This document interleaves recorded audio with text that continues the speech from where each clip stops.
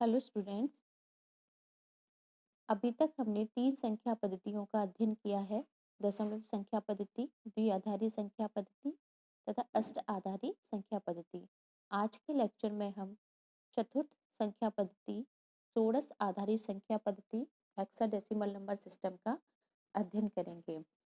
इस संख्या पद्धति में मूलतः 16 संकेतांक होते हैं, जिन्हें यहाँ पर प्रदर्शित किया गया है। 0, 1, 2, 3, 4, 5, 6, 7, 8, 9, capital A, capital B, capital C, capital D, capital E तथा कैपिटल एफ। इस संख्या पद्धति में जो हमारा मूलांक होता है वो हमारा 16 होता है, या आधार जिसको हम बोलते हैं वो 16 होता है। इस संख्या पद्धति का उपयोग बहुतायत में आजकल अभिकलित्रों में किया जाता है। इस संख्या पद्धति में जैसा हमने देखा 16 संकेतांक होते हैं। इन संकेतांकों को यहाँ टेबल में प्रदर्शित किया गया है। इन संकेतांकों के संगत जो हमारे विभिन्न संख्या पद्धति में उपयोग में लाए जाने वाले अंक हैं उनको भी प्रदर्शित किया गया है। इनके संगत जो दशमलव अंक होंगे वो इस कॉलम के द्वारा प्रदर्शित किए गए हैं, तथा इसके संगत जो अष्ट आधारी अंक हैं उनको तीसरे कॉलम के द्वारा प्रदर्शित किया गया है, तथा इसके संगत जो द्विआधारी अंक हैं उनको 4 द्विअंकों के द्वारा प्रदर्शित किया गया है चतुर्थ कॉलम के द्वारा।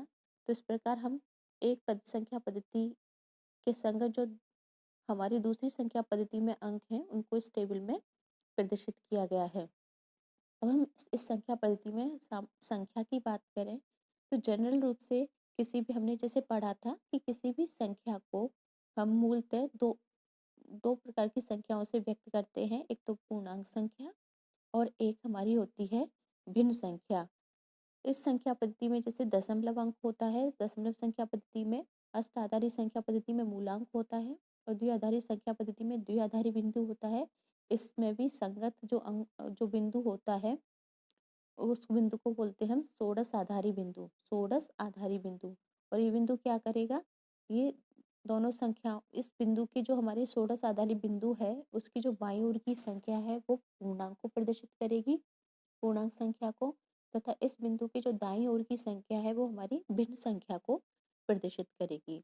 जो हमारे षोडश आधारी बिंदु की जो बाईं ओर की संख्या है उसके जो अंकों के जो स्थानिक मान है वो 16 के गुणन से क्रमशः बढ़ते हुए जाते हैं। 16 के गुणन से क्रमशः बढ़ते हुए जाते हैं, अर्थात इनका स्थानिक मान 16 की धनात्मक घात के साथ बढ़ता जाता है। जैसे हमारा जो षोडश आधारी बिंदु है उसके बाद जो प्रथम संख्या आएगी बाईं ओर की, उसका जो स्थानिक मान होगा वो 16 द्वितीय अंक है, द्वितीय जो षोडश आधारी अंक होगा उसका जो स्थानिक मान होगा 16 तथा तृतीय जो षोडश आधारी अंक होगा उसकी जो स्थानिक मान होगा 16 इस प्रकार इनके मान 16 के गुणन से बढ़ते हुए जाते हैं। तथा हम भिन्न संख्या की बात करें तो भिन्न संख्याओं के जो मान है वो 16 1/16 के गुणन से क्रमशः घटते हुए चले जाते हैं, अर्थात 16 की ऋणात्मक घात जो है वो बढ़ती हुई जाती है, जिससे इनके मान क्या होते हैं, घटते हुए चले जाते हैं। जैसे अगर हमारा जो षोडश आधारी बिंदु है उसकी जो दाईं ओर की प्रथम संख्या है, षोडश आधारी अंक है, उसका जो स्थानिक मान होगा, प्रथम षोडश आधारी अंक का मान होगा षोडश आधारी बिंदु के दाईं ओर तरफ, वो होगा 16 - 1।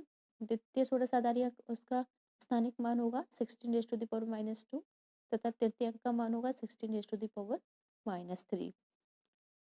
इस प्रकार इनके मान घटते चले जाते हैं। इसको एक उदाहरण से और स्पष्ट करते हैं कि हमारी कोई संख्या है 3a.2f षोडश आधारी संख्या पद्धति में। इस षोडश आधारी संख्या पद्धति में 3a.2, तो यहाँ पे जो ये जो षोडश आधारी बिंदु है तो वो दो संख्याओं को पृथक कर रहा है, 3a और 2f। तो 3a में जो है बाईं ओर की संख्या 3a है, वो हमारी पूर्णांक संख्या है 3a, तो इस पूर्णांक संख्या है, और 2f जो षोडश आधारी बिंदु के दाईं ओर की संख्या है वो हमारी भिन्न संख्या है। इसको हम परिवर्तित कैसे करेंगे, सबसे पहले हम a संख्या को देखें, a को इसके स्थानिक मान से गुणा करेंगे तो a multiply with 16 raise to the power 0।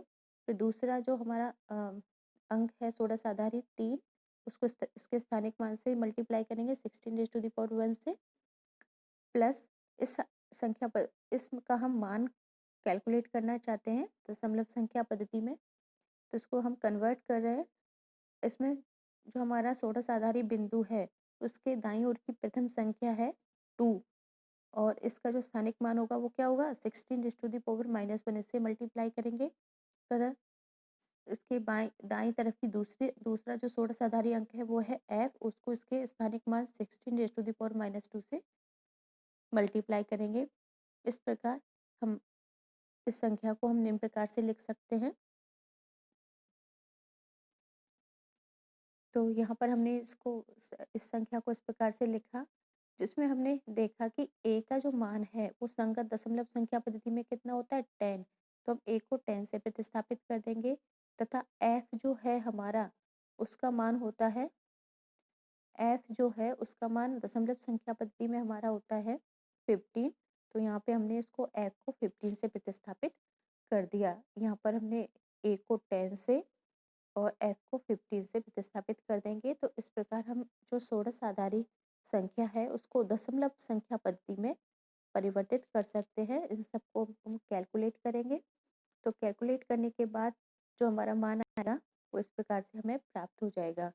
तो 3a.2f षोडश आधारी अंक के संगत जो दशमलव संख्या पद्धति में जो संख्या प्राप्त होगी वो हमारी होगी 58.1836। उपरोक्त जो हमारी संख्या प्राप्त हुई है वो पूर्णतः यथार्थ नहीं है। इसके जो अंतिम अंक हैं, जो दशमलव बिंदु में हमें जो अंतिम अंक जो हमारे दशमलव बिंदु के बाद जो संख्या है उनके अंतिम अंकों में हमें त्रुटि प्राप्त हो सकती है। इस प्रकार हमने देखा षोडश आधारी संख्या पद्धति में संकेतांक क्या है, मूलांक क्या है तथा किसी संख्या की जो हमारी स्थानिक मान है वो किस प्रकार से होती है, तथा इसको हम दशमलव पद्धति में परिवर्तित करने के लिए हम इनके प्रत्येक जो हमारी संख्या जो अंक है उसको उसके स्थानिक मान से गुणा करके संबंधित दशमलव संख्या पद्धति में हम परिवर्तित कर सकते हैं। तो इस प्रकार हमने षोडश आधारी संख्या को दशमलव संख्या पद्धति में भी परिवर्तित करना सीख लिया है। अब हमारा है कि इसमें पूर्ण जो हमारी दशमलव संख्या पद्धति में कोई संख्या है उसको षोडश आधारित संख्या पद्धति में किस प्रकार रूपांतरित करेंगे। जैसे कि हम और दोनों पद्धतियों में पढ़ चुके हैं, द्विआधारी संख्या पद्धति और अष्टाधारी संख्या पद्धति, सेम वही प्रोसीजर हम अपनाएंगे। उसमें हम हमारा जो पूर्णांक संख्या है, दशमलव पूर्णांक संख्या और भिन्न दशमलव संख्या को जिस प्रकार से परिवर्तित करते थे उसी प्रकार से भी इसी में हम परिवर्तित करेंगे। तो दोनों का तरीका अलग होता है परिवर्तित करने का। पूर्णांक संख्या को किस प्रकार परिवर्तित करेंगे और भिन्न संख्या को। तो सबसे पहले हम पूर्णांक दशमलव संख्या को षोडश आधारी संख्या में रूपांतरित करेंगे। तो पूर्णांक दशमलव संख्या को षोडश आधारी संख्या पद्धति में परिवर्तित करने के लिए हम 16 से उत्तरोत्तर विभाजन करते चले जाते हैं। उसमें हम द्विआधारी संख्या में परिवर्तित करेंगे तो 2 से उत्तरोत्तर विभाजन करते थे। अष्टाधारी संख्या पद्धति में परिवर्तित करने के लिए 8 से भी उत्तरोत्तर विभाजित करते थे, और षोडश आधारी संख्या पद्धति में पूर्णांक दशमलव संख्या को परिवर्तित करने के लिए हम 16 से उत्तरोत्तर विभाजन करते थे। उत्तरोत्तर विभाजन करेंगे तो किस प्रकार विभाजन करेंगे कि जो हमारा भागफल आएगा उसको हम उत्तरोत्तर विभाजित करते हुए चले जाते हैं। भागफल को हम उत्तरोत्तर विभाजित करेंगे और शेष फल को हम नोट करते हुए चले जाएंगे। जैसे एक उदाहरण के लिए 1978 हमारी कोई दशमलव संख्या पद्धति में संख्या है। इसको हमें पूर्णांक दशमलव संख्या है जिसे हम षोडश आधारी संख्या पद्धति में रूपांतरित करेंगे। इसके लिए हम 16 से इसको डिवाइड करते हैं। 16 से इसको डिवाइड करेंगे तो हमें भागफल मिलेगा 123 और शेषफल हमारा आएगा इसमें 10। डिवाइड करके देखेंगे तो इसमें जैसे कि 16 से डिवाइड 1978 को 16 से डिवाइड करेंगे तो 16 1 जा 16 17 7, 16 2 जा 32, 5, 8, 16 3 जा 48। इस प्रकार हमारा भागफल तो हमने आया 123, 123, इसको हमने यहाँ लिखा और शेष को हमने यहाँ लिख दिया। ठीक है, अब इसके बाद हम 123 को वापस उत्तरोत्तर विभाजित करेंगे 16 से, तो 16 7 जा होते हैं हमारे 112। तो हम इस जिसको ये हमारा 7 जा तक डिवाइड होगा तो हमने यहाँ पर भागफल लिख दिया 7, और जो हमारा रिमाइंडर शेषफल बचेगा वो हमारा 11 है। 11 को हमने यहाँ लिख दिया। फिर 7 16 से छोटा है, तो इस प्रकार ये हमारा शेषफल भी यहाँ पर 7 बचेगा, तो इसको हमने 7 को यहाँ पर नोट कर देंगे। तो इस प्रकार हमें शेषफल प्राप्त होते हैं। अब इस संख्या को निरूपित करने के लिए हमने देखा था कि जो हमारी प्रथम शेषफल संख्या है वो सर्वाधिक न्यूनतम सार्थक अंक को जो 10 हमारी जो प्रथम शेष संख्या है वो हमारी न्यूनतम सार्थक अंक को प्रदर्शित करेगी, तथा जो हमारी अंतिम जो हमें शेषफल प्राप्त हुआ था वो हमारी सर्वाधिक सार्थक 2 अंकों को प्रदर्शित करेगा। तो इस प्रकार हम इसको, और इसके संगत जो हमारे 10 के संगत जो हमारा षोडश आधारी अंक है ए के द्वारा प्रदर्शित करते हैं कैपिटल ए के द्वारा, और 11 के संगत जो षोडश आधारी अंक है वो है कैपिटल बी, तो इनका भी हम रूपांतरण करेंगे। तो इस प्रकार हमें संख्या प्राप्त होंगी AB 7, उसको हम लिखेंगे, हम इस प्रकार से लिखेंगे 7BA, क्योंकि ये हमारी 7 क्या है, सर्वाधिक सार्थक अंक है। तो इस प्रकार 7 और ये हमारी ए न्यूनतम सार्थक अंक है। तो इस प्रकार इस संख्या को हम निम्न प्रकार से रूपांतरित कर देते हैं।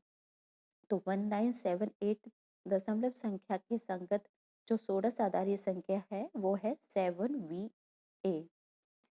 अब हमारा है कि भिन्न दशमलव संख्या का षोडश आधारी संख्या में रूपांतरण। तो इसमें हमने भिन्न संख्या में रूपांतरित करने के लिए और अन्य पद्धतियों में हमने पढ़ा था, क्या करते हैं, संगत जो हमारा आधार है उससे हम उत्तरोत्तर गुणन करते हुए जाते हैं, और उत्तरोत्तर गुणन किसका करेंगे, जो भिन्न संख्या हमें प्राप्त होगी और पूर्णांक जो हमें प्राप्त होता है उसको अलग करके नोट कर लेते हैं। जैसे कि हम एक उदाहरण लेते हैं, उदाहरण इसमें षोडश आधारी जो हमारा मूलांक या आधार है वो क्या है, हमारा 16 है। 16 से हम उत्तरोत्तर गुणन करते हुए जाएंगे, भिन्न संख्या का प्राप्त पूर्णांक को नोट कर लेंगे और भिन्न संख्या को वापस गुणन के लिए भेज देंगे।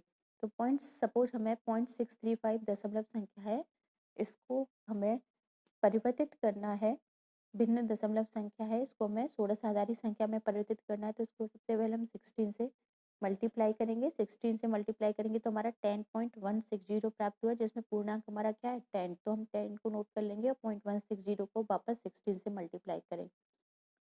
16 से मल्टीप्लाई करने के बाद हमारा जो अंक आया 2.560, इसमें पूर्णांक 2 है, 2 को नोट कर लेंगे और 0.560 को वापस 16 से मल्टीप्लाई करेंगे। मल्टीप्लाई करने के बाद 8 पूर्णांक आया और 0.960 हमें भिन्न संख्या प्राप्त हुई, तो 8 को नोट कर लिया और 0.960 को वापस।